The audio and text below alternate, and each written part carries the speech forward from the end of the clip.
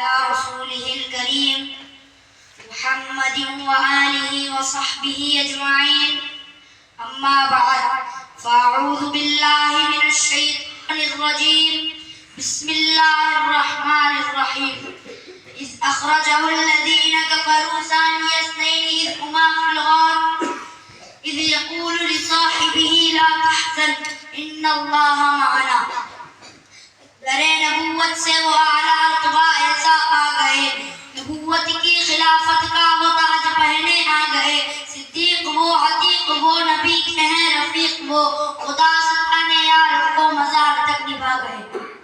گرامی قدر سامعین، اس جہان رنگ و گل میں ایثار و محبت کی بہت سی داستانیں رونما ہوئی ہے، مگر میں جس عاشق صادق کی صدق و وفا کی روداد سنانا چاہتا ہوں، اس کی وفا کی داستان فقط اس جہان فانی تک محدود نہیں رہتی، بلکہ اگر وہ ثانیت نے ایک ہما فی الغار کی ایک داستان وفا رکھتا ہے تو اخروی زندگی میں بھی اس کا تذکرہ آقا دو جہاں صلی اللہ علیہ وسلم کے فرمان میں یوں ملتا ہے، آوَدَ صاحبی فی الغار و صاحبی علی الحوض۔ صدیق اگر تم نے غار میں میرے ساتھ صدق و وفا کی مثال قائم کی ہے تو روزے جزا حوض کوثر پر بھی تیرے صدق و وفا کو ساری دنیا دیکھے گی۔ میں سوچنے لگا کہ کیا صدق و وفا کی داستان جزا حوض کوثر پر ختم ہو جائے گی تو مجھے آقا صلی اللہ علیہ وسلم کا وہ فرمان نظر آتا ہے، ابا انک یا ابا بکر اول من دخل الجنۃ من امتی، جنت میں کوئی سب سے پہلے میرے ساتھ صدق و وفا کرے گا وہ تو ہی کرے گا۔ پھر میں کیوں نہ کہوں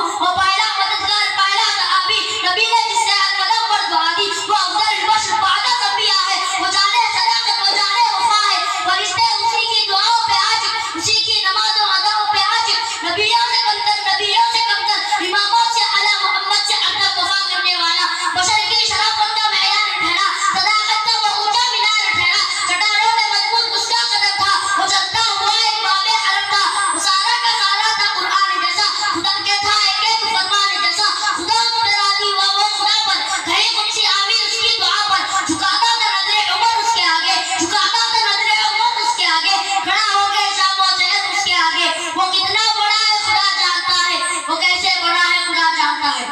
حضرات گرامی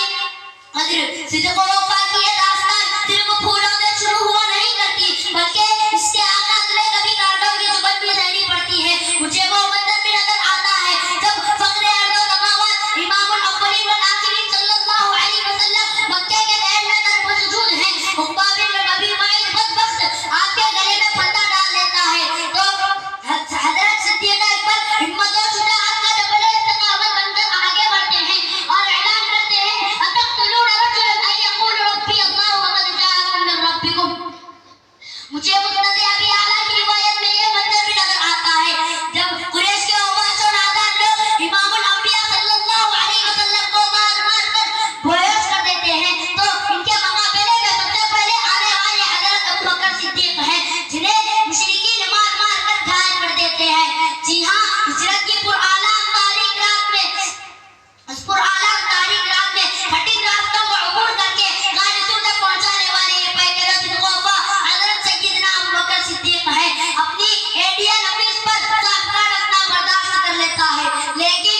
صدق و وفا کی آغوش میں امانت کائنات حبیب خدا صلی اللہ علیہ وسلم کو بیدار ہونے نہیں دیتا۔ مصائب و آلات کی اس راڈی کے یوں صدق و وفا کی رد پہ یوں عبور کیا ہے کہ اللہ کے عالم کا کلام مقدس رہتی دنیا کو یہ یاد دلاتا رہے گا۔ مدینے میں پہلا معرکہ غزوہ بدر جب برپا ہوا تو سید صلی اللہ علیہ وسلم پر جانثار ہونے کے لیے یہ پیکر صدق و وفا جو اپنی تلوار سونپ لیتا ہے تو حضرت صلی اللہ علیہ وسلم فرد محبت میں ان کا ہاتھ پکڑ کر فرماتے ہیں، متعنی بنفسک، صدیق تم اپنی جان دے کر نہیں بلکہ اپنی جان بچا کر میرے دل کو سکون دے دو۔ دنیا وہ منظر دیکھتی ہے کہ کہنے والے نے کہا وفا کی مثال آپ ابو بکر صدیق ہیں، نبی کے ہر قدم شام و سحر رفیق ہیں۔